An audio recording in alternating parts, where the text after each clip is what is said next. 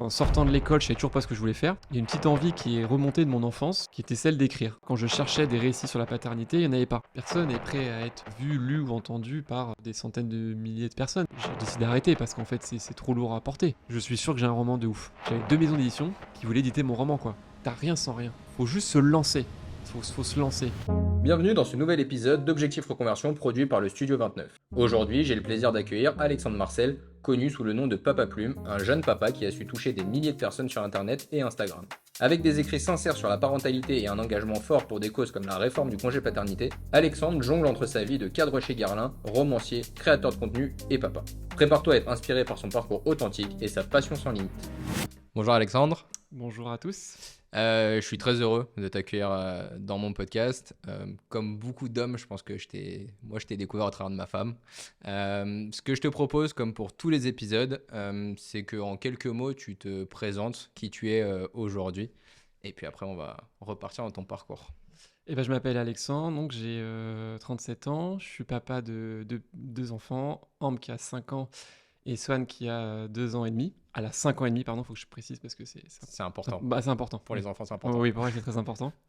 Je suis marié, je suis cadre d'entreprise et à la fois créateur du compte Papa Plume sur les réseaux sociaux, qui est suivi par pas mal de gens, et auteur, écrivain, chez Larousse et chez Michel Lafon. Et je viens de sortir mon second roman. C'est ça, aujourd'hui, tu as plein de vies en une seule vie, on va revenir dessus au fur et à mesure. Ce que je te propose, c'est qu'on retourne quelques années en arrière et que tu nous expliques un petit peu justement ton parcours scolaire. Qu'est-ce que tu as fait toi comme études et comme parcours pour évoluer professionnellement? Alors, j'ai toujours été, ça a été un peu mon problème entre guillemets, c'est que j'ai toujours été plutôt bon élève, sans savoir ce que je voulais faire. Ok, Donc en fait, quand tu es bon élève et que tu sais pas trop ce que tu veux faire et que tu es dans un bon établissement, en fait, on te dit déjà fais S. c'est vrai. Ok, je fais S, sauf que j'aimais pas trop. Les maths, je me débrouillais, mais j'aimais pas ça plus que, tu vois. Mm. Et physique, chimie, j'étais nul. J'étais nul, ça me gonflait. Donc, bref, donc du coup, tu t'en fais de la chimie, de la physique-chimie, t'en Ouais. fais. Quand t'es en S, t'en fais. Donc j'ai un peu subi le truc, en ayant des notes qui restaient quand même plutôt pas mal, tu vois, mais voilà. Après, mon bac, je savais toujours pas trop ce que je voulais faire. Moi, il avait fait une prépa. Comme ça, après, école de commerce, tu verras, tu pourras faire plein de trucs. Bon, ok, je fais une prépa, école de commerce. Et en sortant de l'école, je savais toujours pas ce que je voulais faire. À part que j'aurais bien aimé travailler dans le luxe. C'est un secteur qui m'attirait pour l'aspect un peu culturel Ok. du truc. Parce que j'adore la culture et je sentais bien qu'il y avait quand même des ponts entre le luxe et l'art. Et tu vois, un de mes livres favoris, c'était Au bonheur des dames de Zola. Ok. Donc tous ces grands magasins, tous ces trucs, ça titillait quelque chose en moi, quoi. Donc je cherchais, après plusieurs stages, j'ai cherché un emploi. Et je suis tombé sur une offre de business analyst chez Guerlain, LVMH, qui était un truc assez générique. Donc tu avais un peu de marketing, un peu de finance, un peu de tout. Je me suis dit, bon, écoute, parfait, comme ça au moins, j'ai pas trop à choisir, je vais faire ça. J'ai été pris. En CDD et ensuite c'est passé en CDI. Et au bout de quelques mois, il y a une petite envie qui est remontée de mon enfance, qui était celle d'écrire. Parce Ok. que quand j'étais petit, j'adorais écrire. J'écrivais déjà des bouquins pour ma sœur. Et puis j'ai toujours aimé, adoré la littérature. C'était une passion C'était dès une, petit. c'était une passion. Voilà, écrire, j'ai toujours aimé écrire. À l'école, j'étais super fort dans toutes les matières littéraires. Tu vois, avec du recul, je me dis, mais pourquoi on m'a pas dit de faire. Pourquoi est-ce Pourquoi pas aller ES ou L ou puis Sciences Po, enfin un truc, tu vois, dans lequel je me serais un peu plus épanoui, quoi. Bon, bref, mais c'est le système scolaire. Et puis c'est un peu aussi mon papa, tu vois, qui, dans son esprit, lui, il n'avait pas fait beaucoup d'études. Et il a grimpé tous les échelons de son entreprise. Et en arrivant plus ou moins en haut, il était entouré que de gens qui avaient fait Polytechnique. Ouais. Donc dans son esprit, c'était mon fils, pour que toi, tu t'épargnes un peu tout ce que moi j'ai vécu en commençant tout en bas et puis en essayant de monter, tu vois, à la sueur de mon front, fais Polytechnique. Bon, j'ai pas Ouais. tout fait Polytechnique, tu vois. Mais en tout cas, son esprit, c'était que les matières, le parcours scientifique pouvait t'amener plus facilement, tu tu vois, dans un peu les hautes sphères et facilement de l'entreprise et du coup avoir un statut Mais social. je crois et que c'est des- toujours, d'ailleurs, c'est toujours d'actualité, Voilà. parce que je me retrouve dans ton histoire. J'ai fait bac S aussi. Bon, Je voilà. ne sais pas pourquoi, Bon, voilà. mais ça faisait plaisir aux parents à cette Ça faisait plaisir. époque-là. Voilà, Ça m'a pas servi à grand chose pour la suite, mais en tout cas, mais je pense que le bac S a toujours eu cette connotation de se dire, en gros, ça va t'ouvrir plus de portes. exactement. Tu vas pouvoir faire tout ce que tu veux ou toutes les écoles. Donc, Exactement. je comprends parfaitement. Voilà. Donc j'ai fait ça, mais tout en étant toujours. Et tu vois, en fait, à tous mes concours, à mon bac ou quoi, tout ce qui m'a toujours sauvé, c'est les matières littéraires, où j'avais vraiment des notes très très hautes qui compensaient le reste qui était plutôt pas mal, mais qui n'était pas excellent, quoi. Ok. Tout en continuant à lire, tu vois, notamment la littérature française du 19e, la littérature russe, japonaise, enfin vraiment, j'adore lire.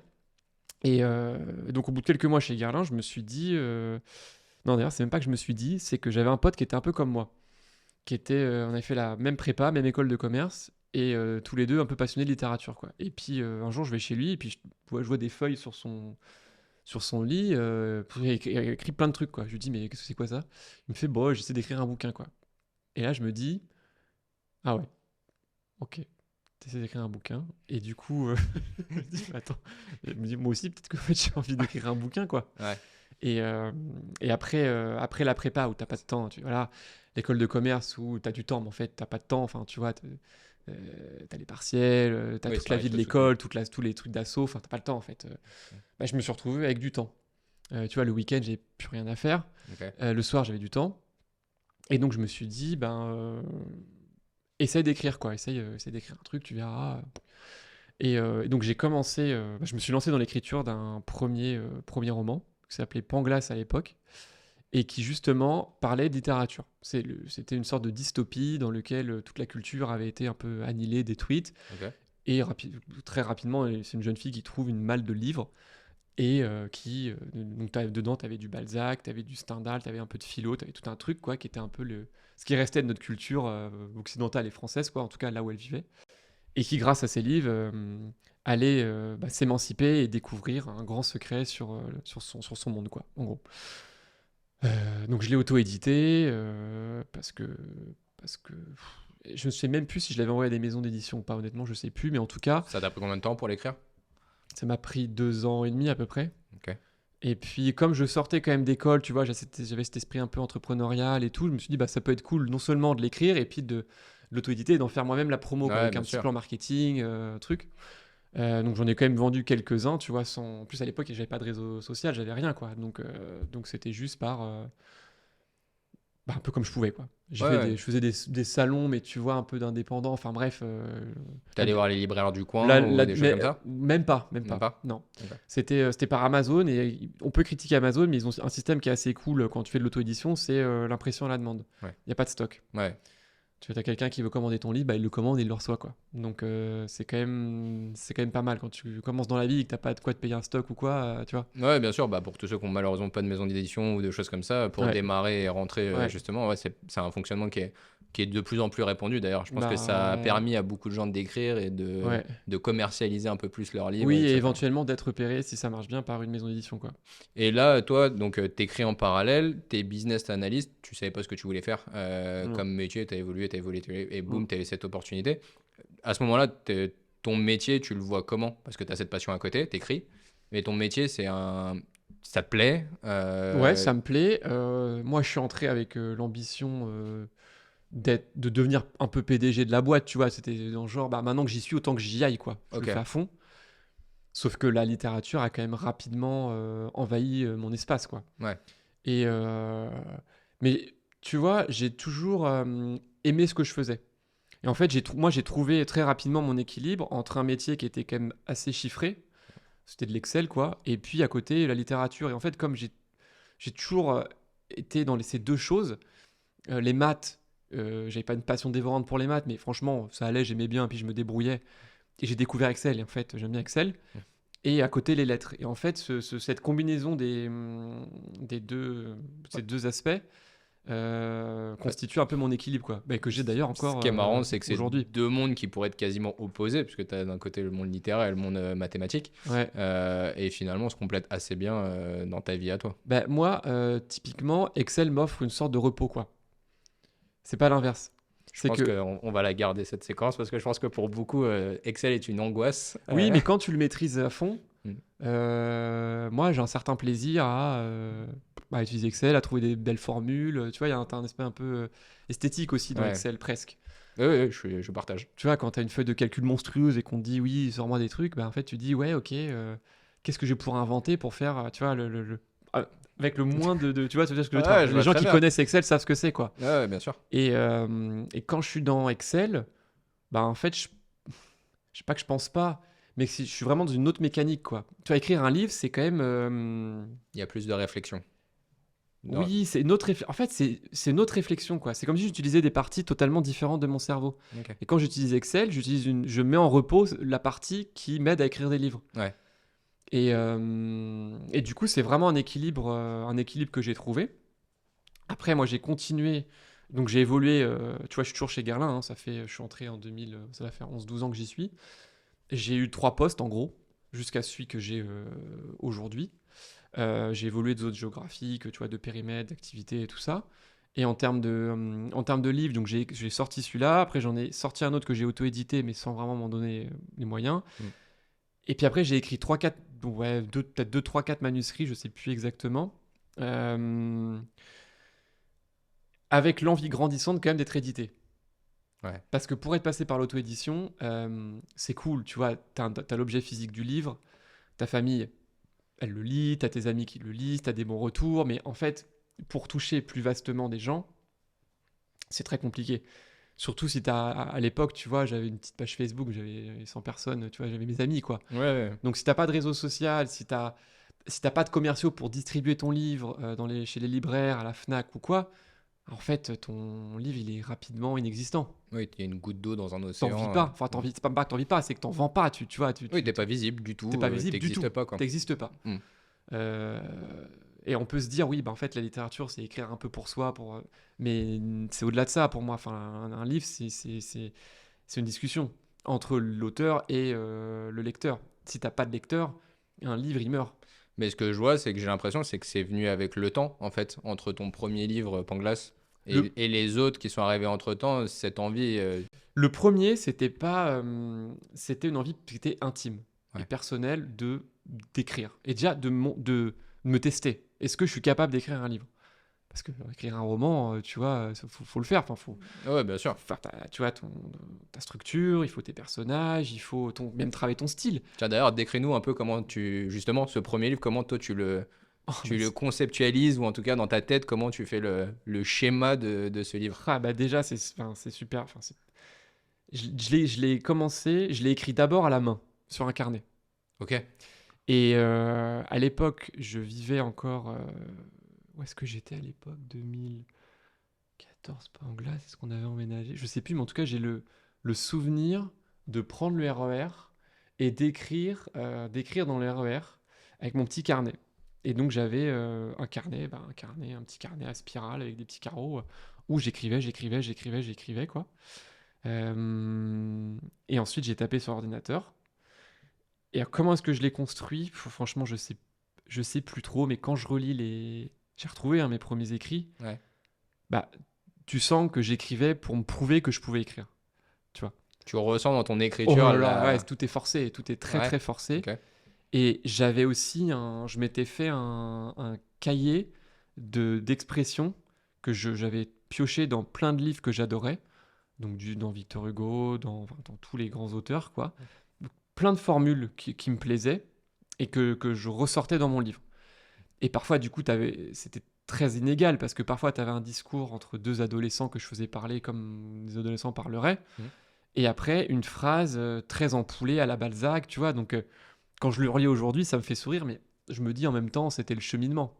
Ouais. Tu vois, il faut commencer quelque part. Et puis après, à force d'écrire, tu te crées ton style, tu deviens beaucoup plus simple, tu deviens lapidaire et tu te crées ton style à toi, tu vois, qui est unique. Mais on a tous besoin. Et c'est marrant parce que mon dernier livre, il traite de l'intelligence artificielle. Et aujourd'hui, on dit oui, mais l'intelligence artificielle, elle peut pas fonctionner toute seule. Elle a forcément besoin d'être nourrie. Mais nous aussi, en fait. On est nourri, en fait. Tu vois, tu te nourris de tout et après, tu développes ta propre capacité. Mais moi, en tout cas, j'étais nourri, tu vois, de tous les grands auteurs. Et, Et dans ce livre, c'est exactement ce que j'ai voulu faire. Bon, j'ai déjà parlé du résumé, donc je vais pas en reparler. Mais l'objectif de ce livre, c'était vraiment de donner envie aux gens de lire les livres dont je parlais dans mon livre. Ok. Tu vois, de dire, bah regardez, dans Voltaire, chez tout ça, il y a des choses merveilleuses. Et du coup, donner envie aux gens de replonger dans ces ouvrages. Après, donc, j'ai écrit un autre livre que j'ai auto-édité, mais qui était un peu, bon, voilà, qui est un peu passé inaperçu. J'ai écrit 2-3 autres manuscrits, jusqu'à un moment qui fut hyper important pour moi, qui est le Mazarine Book Day. Ça n'existe plus aujourd'hui, mais en gros, en 2010, je crois que c'est 2016 ou 2017, j'ai participé à un événement qui est organisé par la maison Mazarine, donc appartient à Fayard, qui est une grande maison d'édition, qui pendant 2-3 ans a organisé un truc qui était pas mal, qui s'appelle le Mazarine Book Day. Ok. Et dont le principe, c'était que tu envoyais... tu avais un projet de roman, qui était déjà avancé. Tu envoyais à la maison d'édition le synopsis, un extrait et une fiche à remplir. Et ils te sélectionnaient ou pas pour venir lors du Mazarine Book Day, et tu avais 5 minutes pour pitcher ton projet devant une personne de la maison d'édition, un libraire et un blogueur littéraire. Et donc moi je l'ai fait, j'ai été pris. Ensuite, tu avais une deuxième sélection. Si ça leur plaisait ce que tu avais montré, ce qu'ils avaient lu, ils demandaient ton manuscrit en entier. Et tu avais des phases jusqu'à ce que tu aies des finalistes et puis qu'ils prennent un truc ou pas. Et moi, j'ai été jusqu'en finale. Et ils m'ont pas pris parce que mon livre c'était un peu un truc énorme à la russe, quoi. Enfin, ils disaient mon livre était bien, mais ça pouvait pas rentrer dans leur ligne éditoriale, quoi. Et surtout, ce que j'en ai retenu, c'est que dans la fiche de questions qu'ils m'avaient envoyée, il y a une question qui était « Est-ce que vous êtes présent sur les réseaux sociaux ?» Moi, j'avais rien. Et je me suis dit « Oula, si Mazarine te pose une question comme ça, une maison, tu vois, c'est Fayard en fait, une vieille maison d'édition te pose une question pareille, c'est qu'il y a un truc qui est en train de se jouer. » Tu vois, c'était 2017. Et donc c'est la grande conclusion que j'ai retenue. Et je me suis dit, ok, les réseaux sociaux, j'avais pas de compte Instagram à l'époque, tu vois, donc... Ok. Oui, en gros, c'est ce phénomène-là qui te donne le déclic de te dire il y a un truc qui va jouer, va se jouer sur les réseaux sociaux. De plus en plus. Mais est-ce que là, justement, puisque là, tu as ce déclic-là, quand tu vas sur les réseaux sociaux ou quand tu dis il faut que j'y aille, je suppose, au vu de la manière dont tu réfléchis, la manière dont tu vois les choses, etc., est-ce que tu as tout de suite dans l'idée de savoir comment tu vas arriver sur les réseaux sociaux, avec quelle histoire tu vas raconter? Absolument pas. Ok, pas du tout. Pas du tout. Pas du tout. Et en fait, ce qui s'est passé, c'est que Marianne est tombée enceinte. Au même moment, à peu près. Quelques mois plus tard, quoi. Et que ma fille est née. Et que je me suis dit, attends, t'as écrit des milliers de pages sur des histoires abracadabrantesques, sur des personnages qui font des tours du monde, du truc, du machin, dans le futur, dans le passé, enfin bref. Et là, il se passe une aventure qui est dingue. Ouais. Tu vois, mon séjour à la maternité pour Ambre, c'est 3 jours que j'oublierai jamais, quoi, où j'ai vécu plus d'émotions que durant tout le reste de ma vie. Et donc je me suis dit, pourquoi pas? Surtout que, tu vois, à titre personnel, moi, quand je cherchais des récits sur la paternité, il n'y en avait pas. Que ce soit sur les réseaux sociaux, même dans les librairies, il n'y avait rien. Enfin, c'était soit des guides très pratico-pratiques, soit des trucs de blague, quoi. Mais tu vois, des récits intimes de papa dans lesquels j'aurais pu m'identifier ou quoi, nada. Et donc je me suis dit, pourquoi j'irais pas parler de ça, quoi. Ouais. Tu vois, de manière très humble, en mode, si ça se trouve, ça parlera au papa. Si ça se trouve, ça parlera aux mamans aussi qui vont comprendre un peu ce que les pères ont dans la tête, enfin ce qu'un papa peut avoir dans la tête. Et en plus, j'ai la chance d'avoir un papa photographe. Donc je me suis dit, go, tu vois, on se lance. Puis après, papa, j'ai cherché le pseudo, papa truc, papa plume, parce que plume qui écrit, papa truc. Et donc j'ai créé ma page Facebook, ma page Instagram, donc c'était en 2018, quoi, quand Ambre est née. Fin 18, début 19, quoi. Et quand tu le crées, là, ça, tu te mets en avant, parce qu'il y a beaucoup de comptes, des fois où les gens n'aiment pas se mettre en avant, le visage, tu te mets tout de suite en avant, et en gros, tu mets des photos de toi, entre guillemets, ou pas du tout. Au début, c'est vraiment de manière un peu Je cite, je... Bah, en fait, moi, sur Instagram, alors maintenant j'ai trouvé l'astuce, c'est que je mets les textes directement en carrousel, mais à l'époque, j'avais pas cette idée. Ouais, Et Instagram, c'est un visuel. ouais, Donc en fait, il me fallait des visuels pour raconter mon histoire. Et donc, donc je montrais, tu vois, je montrais ma fille. Alors aujourd'hui, tu as tous ces débats, tu vois, sur ce qu'il faut montrer ses enfants ou pas. Et moi je continue. Alors vu que je la montre depuis le début, mm, je continue de montrer mes enfants, mais de manière, je les montre beaucoup moins aujourd'hui qu'à une certaine époque. Et quand je les montre, c'est toujours avec beaucoup de dignité, c'est toujours pour raconter une histoire, et c'est pas des contes sur eux, c'est un conte sur moi, et pour raconter mes histoires, ils viennent en soutien, parce qu'en fait, ça, ils font partie de mais ma ils font vie, partie quoi. de l'histoire, ouais. Ils font partie de l'histoire. Mm. Tout ça pour dire que du coup, moi j'ai la chance d'avoir un papa photographe qui fait des super belles photos, et donc ça a été un peu une aventure familiale aussi de commencer ça, c'est qu'on se Génial. faisait des balades dans Paris, tu vois, où il me filmait avec, tu vois, par exemple, je sais pas, je racontais la galère de prendre la poussette dans le métro, c'est une folie. Et ben lui, il était là derrière en train de me prendre en photo, tu vois, en train de galérer avec ma poussette, tu vois, pour illustrer un peu tout ça, quoi. Mm. Et, et à la base, mon compte était pas engagé, hein, c'était vraiment raconter mes aventures de papa, quoi, tu vois, ce que je ressentais. Puis donc ça a pris un peu comme un petit compte qui prend, mais doucement, tu vois, bon. Et jusqu'au jour où j'ai fait un post sur, alors c'était sur Facebook au départ, sur le congé paternité, Ok. où j'expliquais que je trouvais ça fou, tu vois, alors, 10 jours, enfin 11 jours plus 3, 14 jours. Moi, j'avais super mal vécu, tu vois, d'avoir si peu de jours. Et donc, je m'interrogeais, tu vois, sur du coup la place du père, la place de la maman dans tout ça, l'impact sur le bébé. Enfin bref, j'ai écrit une longue lettre comme ça qui a explosé en fait parce que je pense que et peu de personnes avaient vraiment pris le sujet publiquement comme ça. Enfin, tu avais des assos qui militaient, tu vois, auprès du gouvernement, tout ça. Mais je pense qu'un papa qui prenne le sujet, qui en parle comme ça sur les réseaux, voilà, je devais être l'un des premiers à le faire, quoi. Mm. Euh, donc le truc a beaucoup tourné. J'ai été contacté par Combini, qui est quand même un gros média, Bien sûr. donc ça m'a fait gagner la visibilité. Après, on a créé un collectif avec d'autres papas, on était une dizaine, on a fait une lettre ouverte au gouvernement. Ça a été repris pour la fête des pères 2020, donc pendant le Covid, par une trentaine de médias. On a rencontré le gouvernement, et donc j'ai commencé à être un peu connu, tu vois, à force de faire des télés, des radios et tout ça. Et, euh, et puis le compte, à un moment, ça a explosé, quoi, sans que je l'explique vraiment. Et Euh, comment tu le vis, d'ailleurs, ça? Parce que je suppose qu'à ce moment-là, ton compte explose. En plus, là, tu prends un sujet qui est un sujet, on touche à la politique. mm, Donc forcément, obligatoirement, tu as des prises de position. Obligatoirement, tu dois recevoir des messages ouais, pas forcément sympathiques. ouais, Comment tu vis ça où tu étais en gros simple anonyme qui écrit et qui a ce rêve mm. d'être édité à finalement une sorte de papa emblématique ou en tout cas papa qui porte quelque chose et qui donc forcément est mis en lumière et qui dit mise en lumière dit forcément peut-être prendre des coups quoi. Bah, au départ, t'es pas prêt, parce que je pense que personne n'est prêt à ça. Hmm, Enfin, tu vois, dans notre constitution d'humain, personne n'est prêt à être vu, lu ou entendu par des centaines de milliers de personnes. Quand on remonte, tu vois, à nos temps anciens et à nos racines, notre humanité un peu profonde, qui est prêt à ça? Enfin, tu vois, biologiquement, personne, quoi. Donc, en fait, il y a deux choses. C'est que déjà, il faut être solide sur ses bases un peu, tu vois, c'est-à-dire en termes d'éducation, en termes d'histoire personnelle. Et moi, j'ai la chance de l'être parce que j'ai une famille hyper aimante, tu vois, j'ai jamais subi la moindre violence, j'ai toujours vécu dans un cocon, enfin, donc j'ai cette base qui est quand même vachement solide. Et puis après, bah, tu t'armes, quoi.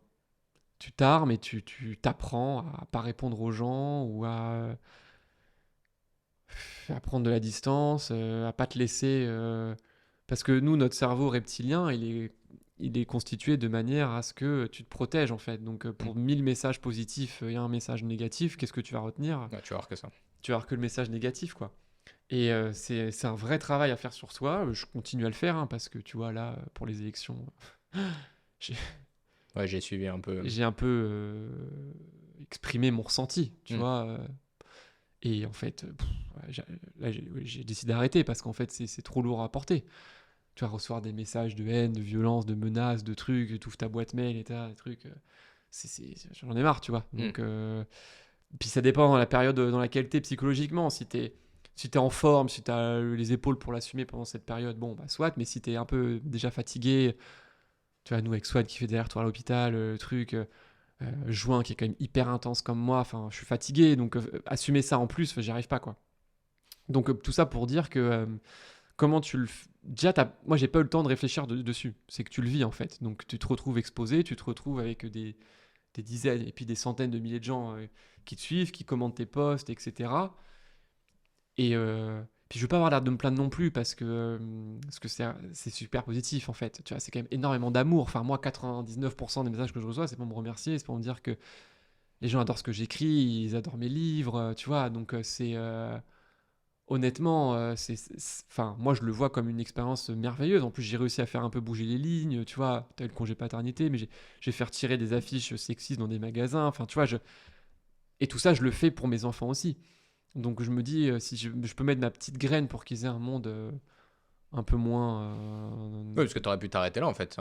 T'as fait un courrier qui a fait réagir, entre guillemets, et t'aurais pu te dire je préfère me retirer ou en tout cas Oui, mais prendre du parallèlement, recul. j'ai Larousse qui m'a écrit. Donc l'histoire, Ok. tu vois, l'objectif tout à fait initial d'être édité Se déclenche. commençait à prendre son chemin. Moi l'objectif, c'était d'être édité pour un roman. Ouais, Tu vois, vraiment l'objectif final du ok. truc, euh, qui ensuite est devenu... en fait, tout ça c'est devenu plus grand que moi presque. Tu vois, c'est-à-dire que mes combats, bah, j'ai commencé à m'engager, et puis mes enfants me font réfléchir, et être édité, c'était plus du tout une fin en soi. C'était ce conte, c'est devenu un truc qui est beaucoup plus grand que ça. Tu vois, je prends position sur des choses, voilà. Et enfin bon, bref. Du coup, Larousse me contacte pour me dire, à l'époque, j'avais peut-être 10 000 abonnés, un truc comme ça, tu vois. Pour me dire, ah bah c'est super, on adore ton compte, c'est super beau ce que t'écris, c'est poétique. Est-ce que ça te dirait pas qu'on fasse un livre ensemble sur la paternité, quoi. Donc là, Larousse, tu vois, c'est quand même une maison prestigieuse, pas un roman, mais en tout cas, c'est connu, tu vois, dans le monde de Ouais, bien sûr. l'édition, tout le monde connaît Larousse, quoi, leur dictionnaire, bref. Mm. Et je me dis, bah trop bien, tu vois, ça me met un pied dans ce monde, quoi. Et puis je suis totalement libre de l'écriture, j'écris vraiment ce que je veux, quoi. Donc bah, j'y vais, quoi. Je raconte mes 2 premières années de vie en tant que papa, le séjour à la maternité, le combat pour l'allongement du congé paternité, enfin tout ce que j'ai sur le cœur, quoi. Ils trouvent ça super, on l'édite et on le publie en janvier 2021, Ok. confinement. Donc c'était nickel pour sortir un livre, hein.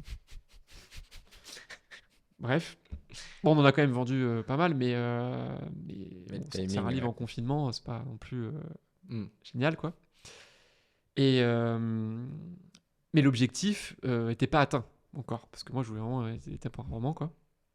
Et puis tout en continuant à mener ma carrière chez Guerlain en parallèle, hein, parce que tu vois, C'est ça, j'allais y revenir parce qu'en fait, tu es toujours en poste chez Guerlain. Comment toi, tu t'arrives à justement t'organiser? Parce que tu l'as dit, ça prend du temps pour écrire un livre. Donc, il travaille le soir, tu travailles le week-end. En plus, là, maintenant, donc au moment où on se parle, t'es papa, avec tous les engagements et le temps que ça prend, etc. Comment justement tu gères ça? Comment ton employeur à ce moment-là, parce que bah, de monsieur anonyme de chez Guerlain, ouais. tu dois ressortir, commencer à ressortir un peu d'un point de vue médiatique. Donc, comment eux aussi ils réagissent par rapport à ça? Est-ce qu'ils t'ont toujours fait confiance et voilà? Ou est-ce que tu as dû à un moment donné expliquer aussi voilà, ce qui est en train de se passer? Non, pour le coup, ils m'ont toujours fait super confiance. Et puis c'est LVMH. Et LVMH, c'est une boîte avec beaucoup de femmes. Et c'est une boîte qui est engagée, tu vois, les femmes, pour les aider à progresser dans leur carrière. Et comme mon combat, c'est ça aussi, lutter contre le patriarcat, faire avancer les choses et tout, bah en fait, c'était simple, quoi. Tu Ouais. vois, c'est qu'on s'est retrouvés Sur les valeurs de la sur les marque. valeurs communes, quoi. Ouais. Donc j'ai vraiment eu aucun problème là-dessus. Et ensuite, pour répondre à ta question, comment je m'organise, ben, moi j'ai quand même remarqué qu'on est un pays de présentéisme et de pause. Beaucoup de pauses. Les gens font beaucoup de pauses au boulot. Non, mais C'est vrai. les gens font du 9h, 19h, mais ils font des pauses clopes, ils font des pauses café, ils traînassent, ils vont se parler dans l'open space, truc. Et en fait, Honnêtement, je pense que pour tout le monde, quasiment tout le monde, une journée de 9h, 19h pourrait être réduite de moitié si tu te mettais à fond. Mm. Et moi, en devenant papa et en cumulant toutes ces activités, bah, en fait, je me suis recentré à fond et j'ai pas d'autre choix que d'être méga productif dans tout ce que je fais. Euh, et typiquement, sur l'écriture, ben, plus t'écris vite.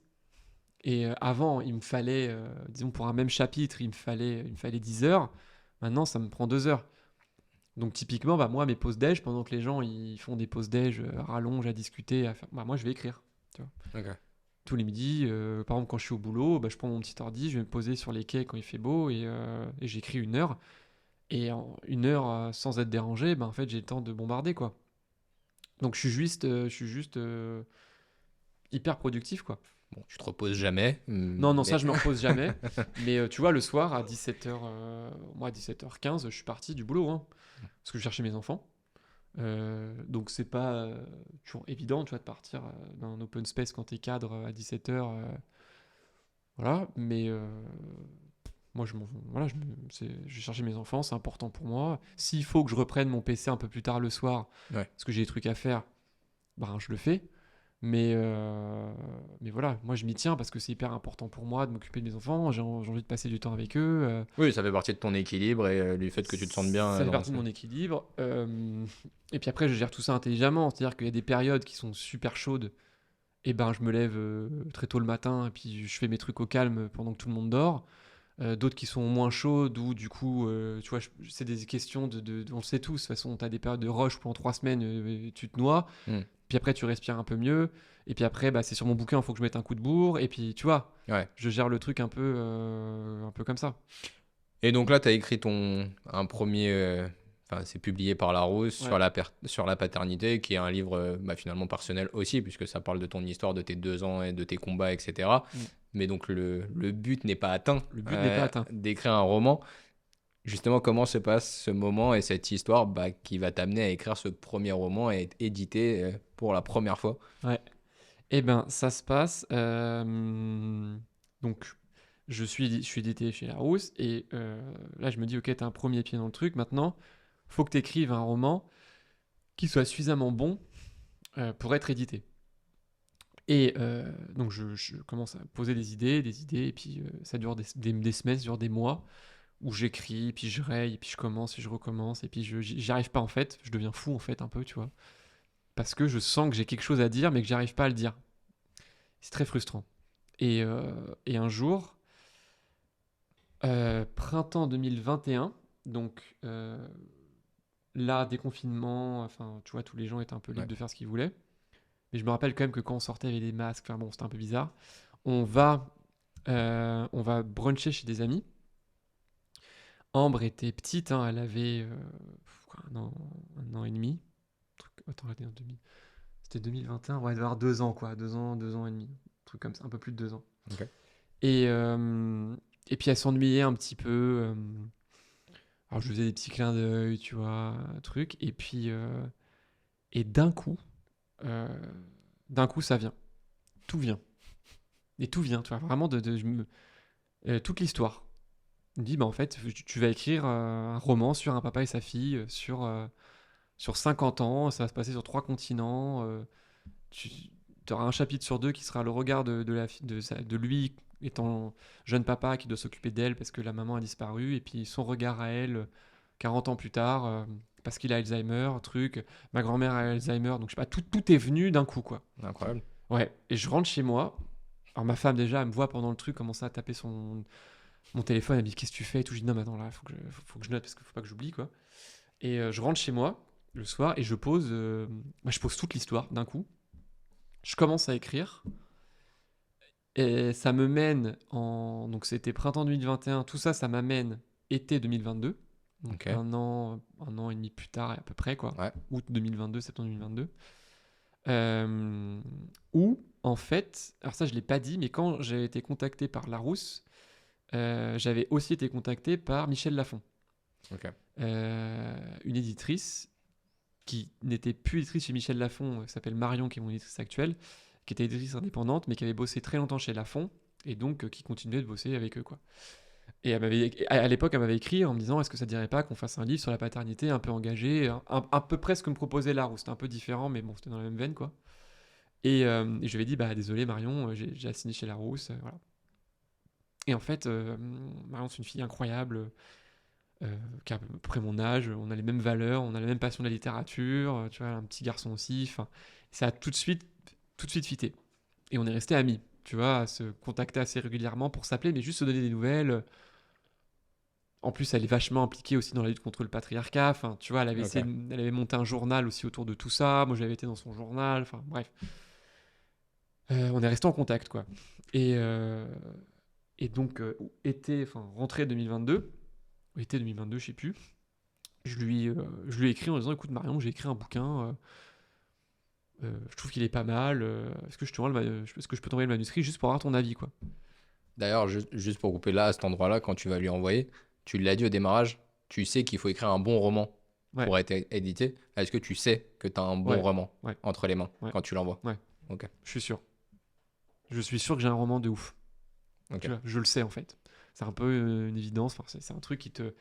Tu vois, c'est comme si toutes mes années d'écriture, Tout s'est aligné à ce moment-là. tout était venu dans ce roman-là, avec simplicité. Il était simple ce roman, tout en étant hyper fouillé émotionnellement, avec une vraie intrigue, enfin, il y avait tout quoi. Tu vois, je trouvais qu'il y avait tout. Tu l'as senti plus simple à écrire par rapport aux autres dans ta manière Ouais, de. oui, oui, que Ouais, ça coulait quoi. Et je l'envoie à Marion, ok. et elle le lit, et elle me dit, ton livre il est fou quoi. Euh, il dit il est fou, est-ce que ça te dit que je le présente chez Michel Lafon quoi. Il dit bah oui vas-y.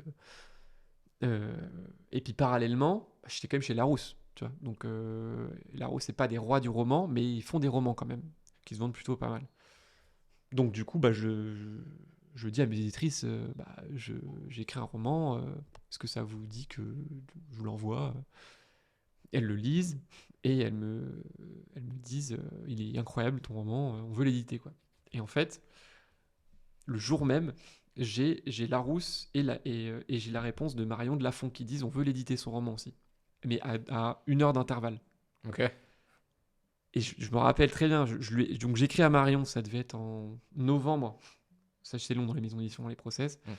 Euh, ça devait être en novembre 2022 du coup, où j'écris à Marion. Je lui écris Marion, j'ai Larousse qui vient de me dire qu'ils veulent éditer mon roman. Ça en est où chez Lafon? Et dans la foulée, elle m'écrit écoute, je viens d'avoir une réponse de Maïté, qui est la directrice littéraire, éditoriale. Euh, c'est ok, ils veulent éditer ton roman aussi, quoi. Donc d'un coup, j'avais 2 maisons d'édition qui voulaient éditer mon roman, quoi. Sans que j'ai eu besoin de faire, parce que ça, je l'ai pas raconté aussi, euh, mais avant de faire mon speed dating chez Mazarine, j'ai en envoyé des manuscrits chez les maisons d'édition. Et je me rappelle très bien, j'étais chez un imprimeur, je les imprimais par paquet, ça me coûtait une fortune. Je mettais dans mon sac à dos et je faisais le tour de Paris, je faisais le tour des maisons d'édition avec mon sac à dos pour distribuer le manuscrit.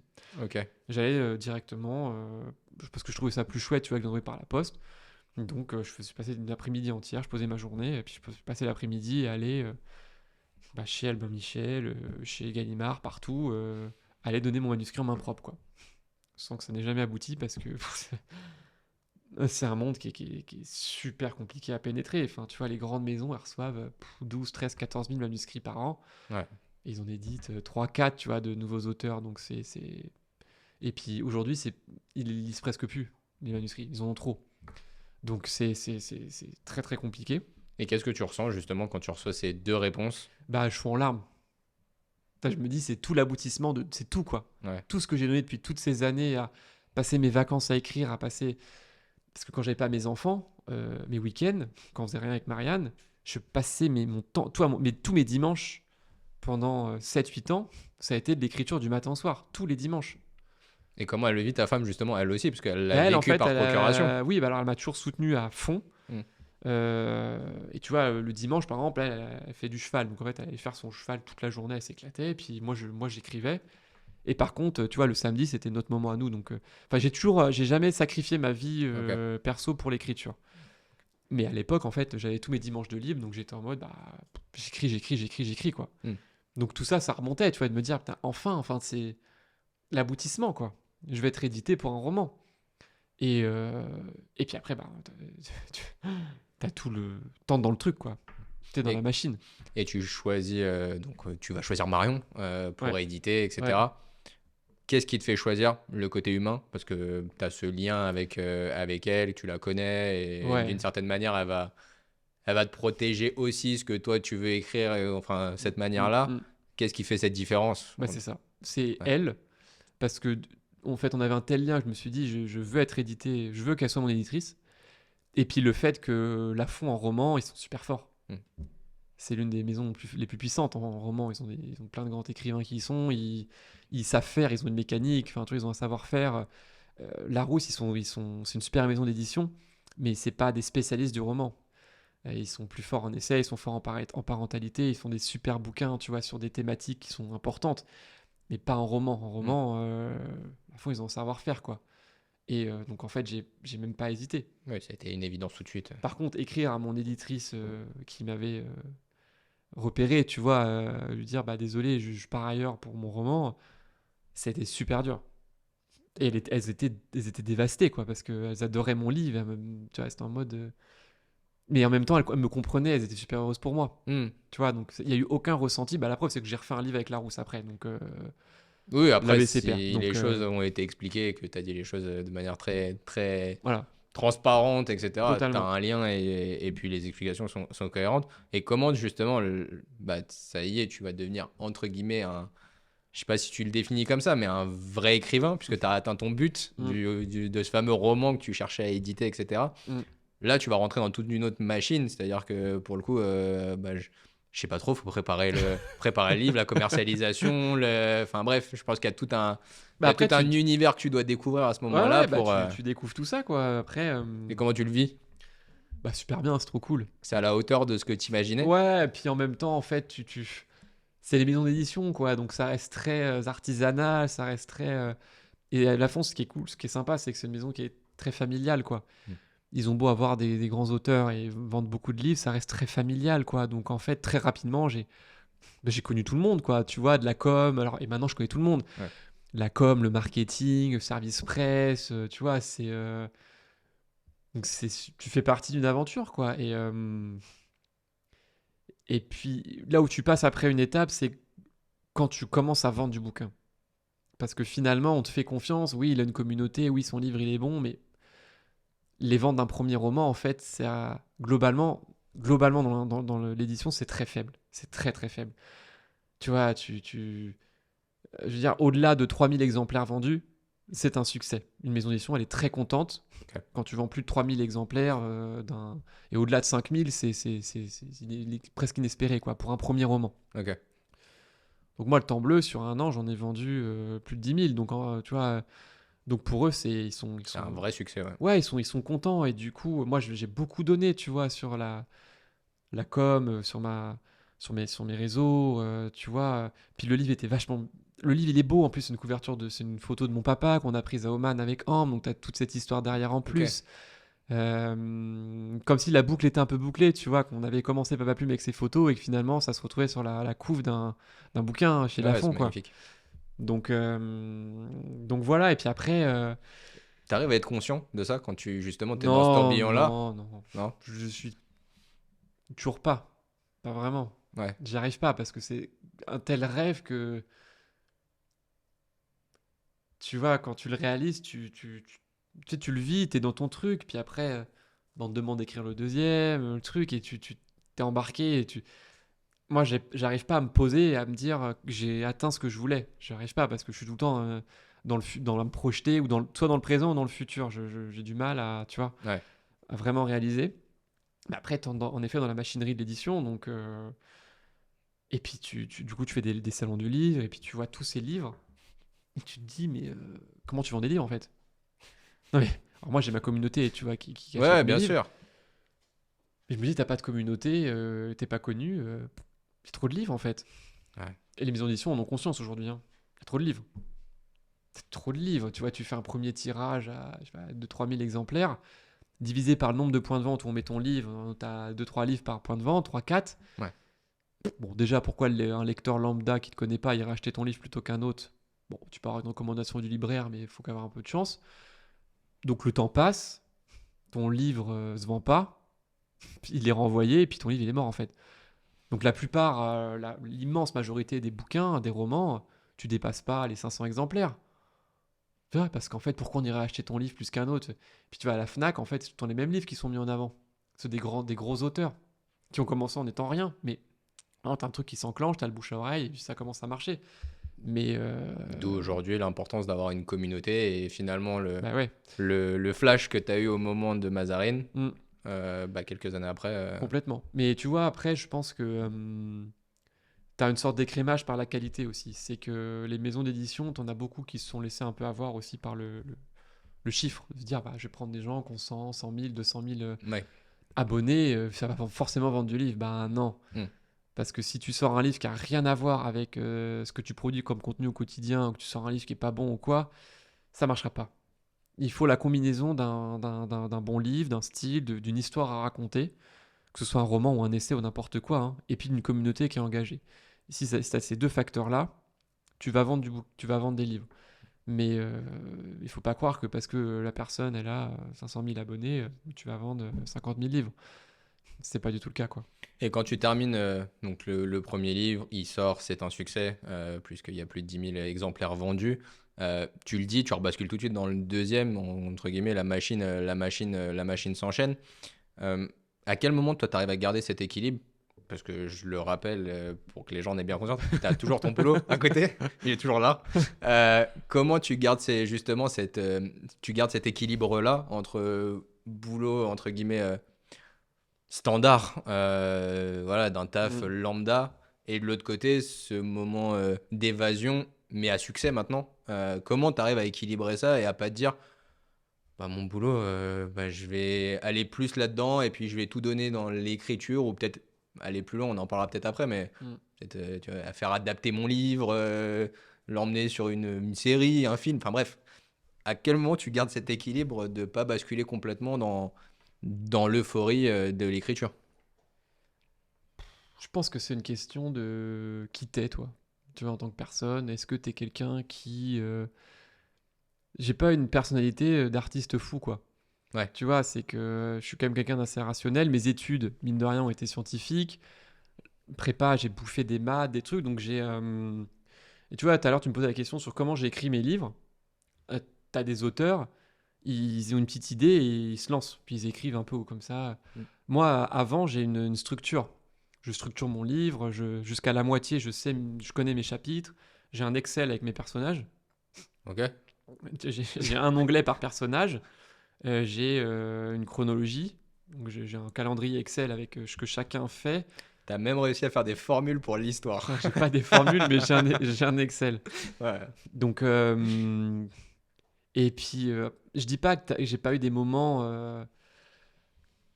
Surtout que sur Instagram, j'ai aussi des collabs, tu vois, je travaille Hmm. avec des partenaires, avec des marques, j'ai plein de projets à côté, quoi. Donc, il y a clairement, l'année dernière notamment, où j'étais fatigué, à un moment, je me suis dit, bon, bah, pourquoi est-ce que je lâche pas tout, puis je vais faire ça à 100%. Et puis, en fait, je me suis dit, en fait, j'aime bien quand même aller au boulot. J'aime bien mes collègues. Moi, en plus, je bosse au département Europe. Donc, du coup, je suis en contact avec toutes les filiales. Je parle anglais. J'adore bosser avec les Italiens, les Espagnols, les Anglais et tout, les Allemands. Tout le monde est trop sympa. Donc, en fait, c'est mon équilibre, quoi, aujourd'hui. T'as un besoin. Donc, ça va pas, tu vois, ça durera pas éternellement. Mais aujourd'hui, moi, je m'y retrouve, je m'y retrouve dans cet équilibre-là. Où je me lève le matin, bah, en fait, je sais que je vais au boulot, je sais que je fais mes trucs. Sur ma pause déj, dans le RER, je fais mes posts Insta. Ma pause déj, bah, j'écris mon bouquin.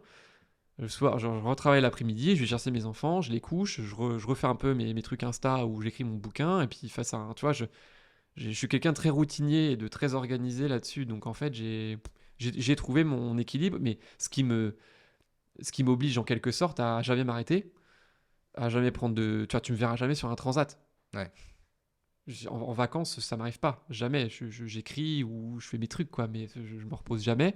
Ok. Et ça m'oblige à être extrêmement productif. Je peux pas, je peux pas papillonner, quoi. Donc, donc voilà. Après, je suis rapide aussi. Donc en fait, tu vois, j'écris vite. Sur Excel, je fais mes trucs vite. J'ai cette chance-là d'être assez efficace. Et donc là, tu as ton deuxième livre qui vient de sortir. Ouais, Pour le coup, qui a été compliqué. pour quelle raison?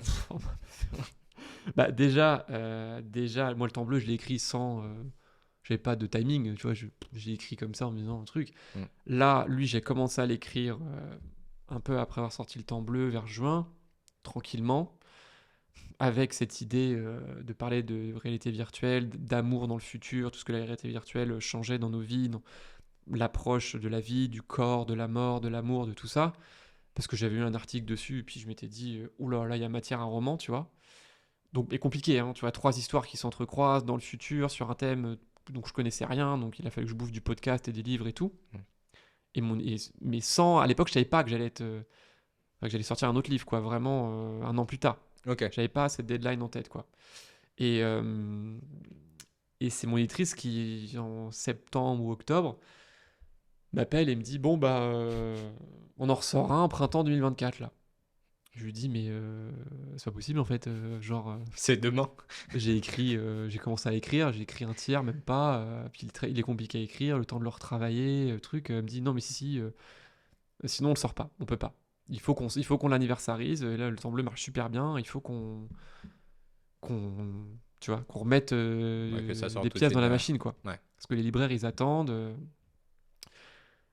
Et donc là, bah, là, ça a été dur, hein, j'ai mis un énorme coup de boost, et ce qui m'a sauvé, c'est notre voyage en Namibie, en famille, parce qu'en fait, la Namibie, c'est immense. Donc tu te fais max de voiture. C'est mon père qui conduisait. Et moi, j'étais à l'arrière avec mon ordi. Et donc j'ai écrit 5-6 heures par jour, quoi, de bagnole. Merci la Namibie. Ouais. Et là, j'ai écrit, bah, franchement, un bon deuxième tiers du roman en Namibie. Ok. Euh, Parce qu'en plus, les paysages, c'est tout le temps pareil, hein, c'est du désert. Donc, tu vois, t'as compris, quoi. Ouais, t'avais. Et, euh, et c'est ça qui m'a un peu sauvé, quoi. C'est que on est parti 2 semaines et demie, 2 semaines et demie, presque 3 semaines. Bon, j'ai écrit dans la voiture, quoi. Et comment tu vois justement la suite? T'as le deuxième livre, la suite logique c'est le troisième livre, et Là, je ainsi suis de en train suite. d'écrire le troisième. Et comment tu te vois justement? Tu te vois en étant en enchaînant les romans, Hmm. en changeant Bah peut-être oui, de là, style, thématique, de. alors déjà, Com- moi, l'objectif, c'est, je l'ai vu au salon d'édition, c'est que les gens qui vivent, je veux pas vivre d'Instagram, parce qu'Instagram, tu peux te faire pirater ton compte, ce qui m'est arrivé. Hmm. Les marques peuvent ne plus avoir d'intérêt pour toi pour telle ou telle raison. Voilà. Donc, si je dois vivre de quelque chose, ce sera de l'écriture. Et j'ai vu, moi, dans les salons, ceux qui en vivaient bien, c'est qu'ils ont sorti des livres. Ils sortent le grand format, t'as le poche qui sort. Moi, c'est le cas, le temps bleu est sorti en poche. Hmm. Chaque livre, tu vois, te remet de l'actualité, ça repousse les autres. Et en fait, les gens qui en vivent, ils ont tu vois, sur leur table, ici, ils ont leurs 10 livres qui sont là. Voilà. Donc en fait, si je veux vivre de l'écriture, ce qui est un peu l'objectif au final, il faut que je sorte des livres, quoi. Donc il faut que je sorte un roman par an, mais ce qui n'est pas une contrainte pour moi en fait, parce que j'adore écrire. Donc Tu sens pas de pression par rapport à ça? non. Justement à ce côté un peu de timing Non, ou. parce que de toute façon, même si je l'avais pas, je peux pas rester sans écrire. Oui, Donc, dès que j'ai fini un livre, il faut que je me mette dans le suivant. oui, t'as toujours écrit. J'ai toujours écrit un livre par an en fait. Même quand je n'étais pas édité, j'écrivais un livre par an. J'ai un paquet de livres hein, dans mes placards. Ouais. Donc c'est naturel chez moi. Donc là, tu vois, j'écris le troisième et j'ai déjà l'idée du quatrième en tête pour avoir un peu un coup d'avance, quoi. Donc, euh, donc je vais continuer à écrire, sortir un roman par an. Certains qui marcheront mieux que d'autres, tu vois, c'est évident. Et puis c'est ma passion en fait. Et est-ce que tu as envie d'écrire d'autres choses? Alors, le roman, t'es arrivé, entre guillemets, t'as atteint ce Non, but-là. maintenant c'est écrire des romans. Tu veux pas aller sur écrire, par exemple, un film, tu as Ah bah un scénario, alors un scénario non, mais par contre qu'un livre, soit toi, adapté. les 2 livres que j'ai faits, ils pourraient carrément aller au ciné. Ouais. Carrément, parce qu'en fait j'ai une manière d'écrire qui est visuelle. Je vois les scènes quand je les écris. Donc en fait, et j'écris mes livres en me disant, pas en me disant ils pourraient être adaptés, mais inconsciemment, ça s'enchaîne, tu vois. C'est des personnages qui sont forts, t'as de l'action, ça roule, tu te laisses emporter. Je pense qu'il y a une sorte de feu, tu vois, dans le livre. Donc en fait, tous les gens, d'ailleurs, la plupart des gens qui me disent, mais ça irait carrément au ciné ou en série ou Donc moi, si on me propose, tu vois, ce serait super cool. Ouais. Et bon, Mais- on verra.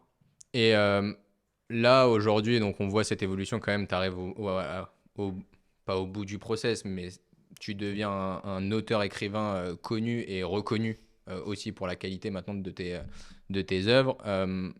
Tu as toujours ton métier, mais finalement, alors, je sais pas comment le dire, on sent que c'est une sorte de transition étape par étape, petit à petit, entre le jeune qui rêvait d'écrire un roman Mm. et celui qui y est arrivé et qui maintenant, même s'il garde les pieds sur terre grâce à son boulot, veut aller vers j'écris maintenant des romans, je suis un vrai écrivain et je fais que ça. Et j'écris un livre par an, mais vraiment où je me consacre qu'à ça. Totalement. Et avec aussi la conscience que c'est très dur de gagner de l'argent avec des livres. Ouais. C'est qu'en fait, tu touches très peu par livre. Mon livre, il est vendu 20 euros. Moi, entre mes droits d'auteur qui sont pas élevés, mais comme c'est le cas pour tous les auteurs, et ce que te prend les impôts, Mm. enfin, tous les trucs, quoi. En gros, je touche moins d'1 euro par livre. Ouais. Donc, pour te faire un salaire, il faut quand même en vendre des livres. J'ai cette conscience-là aussi. Donc, moi, je quitterai jamais mon boulot, de toute façon, tant que j'aurai pas l'assurance que chaque année, je peux gagner l'équivalent de ce que je gagne chez Garlin, en fait. Ouais, ça te permet de garder ce lien en fait. C'est ça, c'est ça qui te garde les pieds sur terre. Tu parlais de ne pas avoir justement ce côté artiste, et j'aime bien ce terme-là. Tu as un côté très cartésien J'ai le côté artiste, parce que Ouais. pour écrire un livre, il faut être un petit peu artiste, mais j'ai le côté très Mais- cartésien, et puis Ouais, d'autant ça. plus que j'ai une famille, tu vois, j'ai des enfants, on a une maison avec un emprunt, enfin, tu vois, je peux pas non plus faire n'importe quoi. Donc, Ouais, ouais, ouais. Et non, mais tu pourrais très bien avoir parce que là pour le coup l'entourage joue beaucoup aussi. Ta femme doit jouer énormément aussi dans ce type de prise de décision, dans cette évolution, dans tout ça. Voilà, il pourrait y avoir une sorte de d'envie familiale ou de projet familial quasiment, parce que c'est toi qui écris, mais c'est le projet familial qui prend le pas. En fait, t'emmènes tout le monde avec toi Totalement, dans ce projet. totalement. Et donc, si à un moment donné, Mais je pense que je le sentirais, en fait. ouais. Je me dirais, bah ok, là, je me sens pas établi en tant qu'auteur. T'es pas établi en tant qu'auteur quand t'as sorti 2 romans, dont un qui est sorti il y a un mois. Hmm. Tu vois, oui, j'ai vendu 10 000 livres, c'est bien pour un premier livre, mais dans le fond, c'est pas grand-chose, en fait. Tout ça, là, le temps bleu, il me paye un beau voyage. Ouais. Ok, en famille, un beau voyage en famille. Ok, tu vois, on en est là, en fait. Ouais, je J'en comprends. suis à un stade où mes livres me permettent de payer des beaux voyages. Voilà. Mais pas d'en vivre. Ah, mais ce qui est marrant, c'est que Mais j'ai la conviction qu'un jour, j'en vivrai. t'as ce côté cartésien qui dit en gros ça me paye un beau voyage, et de l'autre côté t'as le côté plus artiste, et ce qui est normal de dire j'ai réalisé mon rêve. Et c'est ça que je trouve ultra intéressant dans les deux personnalités, parce que ça donne deux aspects qui sont à la base à l'opposé et qui finalement complètent vachement bien et qui te permettent aujourd'hui, je pense aussi, de construire ton histoire et non pas juste de vivre d'un rêve tu l'as construit. Oui, puis je suis persuadé que j'en vivrai. Ouais. Parce qu'en fait, mes livres, ils plaisent. Maintenant, j'en ai l'assurance. J'ai un lectorat qui se construit. J'ai une communauté qui est hyper engagée, hyper fidèle. Que quand je fais des sondages, est-ce que vous avez lu le livre, est-ce que vous avez envie de le lire, j'ai 90% des gens qui me disent j'ai pas encore lu, j'ai envie. Donc en fait, ma base de lecteurs, elle est pas infinie, mais tu vois, quand j'ai pas loin de 300 000 personnes qui me suivent, j'ai que 10 000 ventes sur 300 000. Donc ça veut pas dire que les 300 000 personnes vont acheter mon livre. Mais tu vois, Ouais, il y a un potentiel d'aller encore plus loin, d'évoluer, etc. et tu vois, les 10 000 ventes que j'ai fait, c'est pas 10 000 ventes que j'ai fait au démarrage grâce à une télé ou un truc comme ça. C'est que chaque mois, je vends le même nombre de livres et que ça continue. Mm. Et c'est ça qui est positif en fait, c'est que Ouais. tu vois, et le nouveau livre, j'ai pas les chiffres, mais je pense que c'est un peu pareil, c'est que je vais pas en vendre 10 000 en un mois, mais je vais en vendre continuellement. Maintenant, la question, c'est comment je passe le step d'après, où t'en vends continuellement, mais plus. Et t'as la bah, réponse? c'est compliqué. Et même les maisons d'édition n'ont pas tellement d'explications. Ouais. C'est que t'as un côté un peu... pourquoi à un moment un livre explose? T'as un bouche à oreille, je pense, c'est le cas sur le temps bleu. T'as un bouche à oreille qui s'est mis en place sur le temps bleu, mais à une certaine échelle. Comment est-ce qu'un bouche à oreille se met en place à une échelle supérieure? J'en sais rien. Mais de toute façon, si t'écris pas de livre, tu peux pas le savoir. Donc j'écris des livres et puis on verra quoi. On arrive vers la fin de ce podcast. J'ai une question, c'est imagine-toi, il y a quelques années en arrière, quelqu'un qui nous écoute justement, qui est ce rêveur qui a envie d'écrire un roman, qui est chez lui et qui écrit plein de choses, plein de pages, un peu de tout finalement, et son seul rêve c'est d'écrire un roman, quel conseil tu lui donnerais, justement, avec un peu de recul sur toi, ton parcours? Alors déjà, de jamais lâcher, de toujours croire en soi, même quand on reçoit des refus, et d'autant plus quand on reçoit des refus, parce que tout le monde reçoit des refus des maisons d'édition. Pas un auteur qui a été édité du premier coup, ou alors, bon, j'en ai pas connaissance, mais en tout cas tous ceux que je connais, je connais pas mal, on a tous reçu des refus, que ça peut mettre un coup sur la caboche, mais que tout ça, ça doit aider à progresser. Donc s'accrocher, continuer, persévérer, se dire que chaque livre construit le suivant et que tout ça, c'est un processus. Euh, Être édité, c'est dur, notamment dans les grandes maisons d'édition, parce qu'ils ont beaucoup de demandes, et donc il ne faut pas hésiter à prendre des chemins un peu détournés. Parce qu'aujourd'hui, envoyer son manuscrit par la poste, il y a beaucoup de maisons qui ne lisent même plus les manuscrits. Donc un chemin détourné, c'est quoi? Bon, bah, moi, dans mon cas, ça a été de créer une page Instagram qui a bien marché. Mais ça peut être aussi tout simplement d'aller au contact des gens, quoi.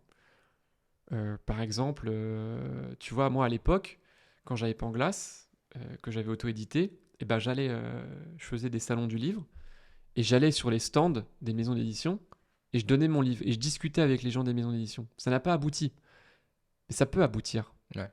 Donc au lieu d'envoyer ton manuscrit par la poste, bah, tu prends ton manuscrit, tu vas au salon du livre et et tu vas sur les stands. Et sur les stands, tu as les éditeurs et tu as les écrivains. Et les écrivains, t'en as beaucoup qui se font chier au salon du livre. Bah parce qu'en fait, tout le monde n'est pas musso, donc tu signes pas toute la journée.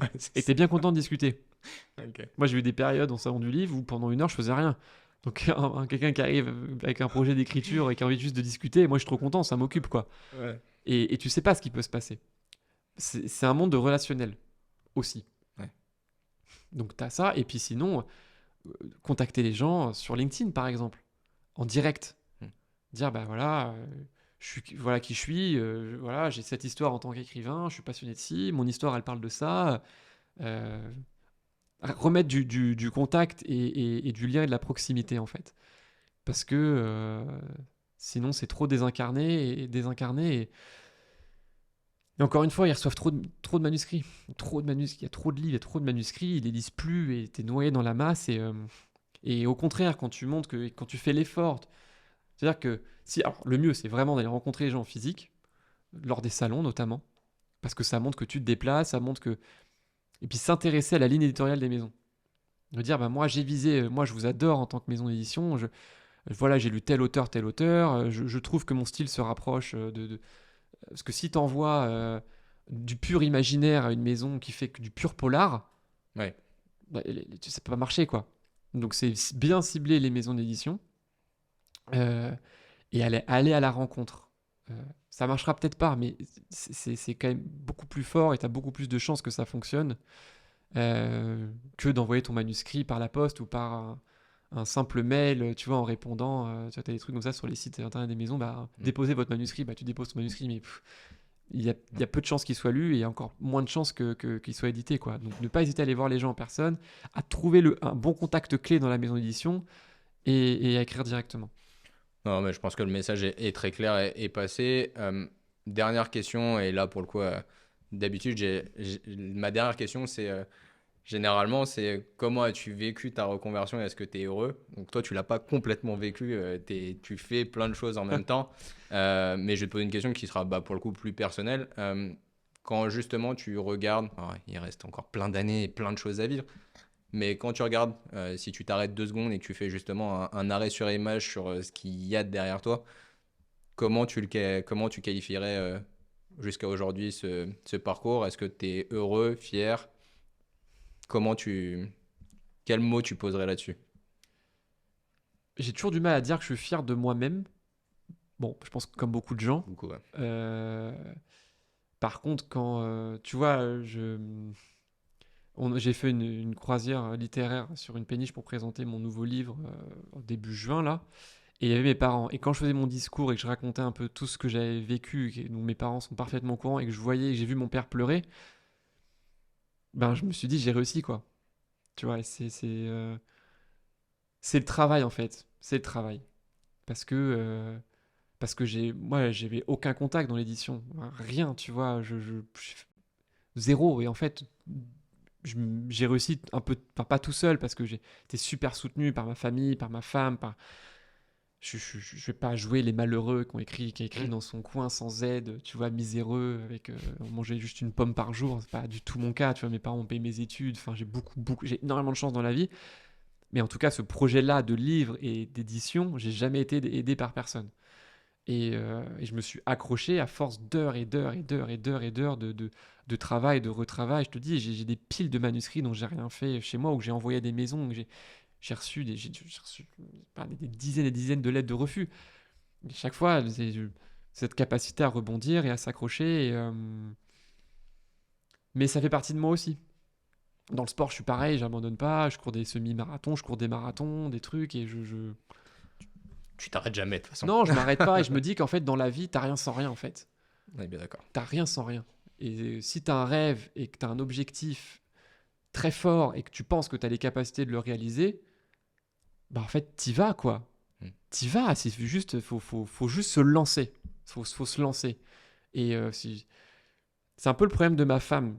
C'est-à-dire qu'elle est brillante, elle a des milliers d'idées, mais tant qu'elle se dit pas, ok, c'est The ID, et grâce à The ID, je vais devenir millionnaire et ça va cartonner, elle y va pas. Alors qu'en fait, moi, je pense qu'à un moment, faut y aller et puis tenter, quoi. Et Oui, puis oui. ça marche pas, ça marche. Mais au moins, t'apprends, en fait, en faisant. Moi, j'ai appris avec tous mes livres. T'en as, ils sont nuls. Enfin, je relis des trucs, je me dis, mais comment j'ai pu écrire ça? Mais c'est pas grave, en fait, ça fait partie du chemin, quoi. Oui, c'est grâce à ces livres, Bah ouais, finalement, que tu as eu exactement. ce livre. Eh ben, c'est ça, exactement. Merci beaucoup, Bah, merci. Alexandre, pour le partage de ton expérience, pour justement montrer que on peut avoir des doubles activités aussi, parce que là, pour le coup, c'est encore ton cas. On ne sait pas pour combien de mois et d'années, mais en tout cas, c'est encore ton cas. En tout cas, merci beaucoup, c'était un plaisir de t'accueillir. Bah, merci de m'avoir invité. C'était très chouette. Et même moi, de réfléchir sur mon parcours, parfois, ça fait du bien de prendre un peu de distance et de voilà, mesurer le chemin accompli et celui qui reste à accomplir. Merci à toi. Merci.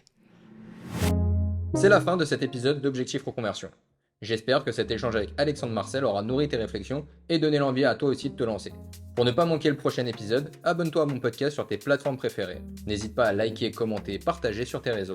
On se retrouve très vite avec un nouvel invité. J'ai adoré cet exercice du podcast. Je trouve qu'on n'a pas beaucoup l'occasion de réfléchir sur soi-même et sur son parcours. Et se poser là pendant 1 heure, ça fait du bien, ça permet de un peu mesurer le chemin accompli et celui qui reste à faire. Donc vraiment, vraiment très cool.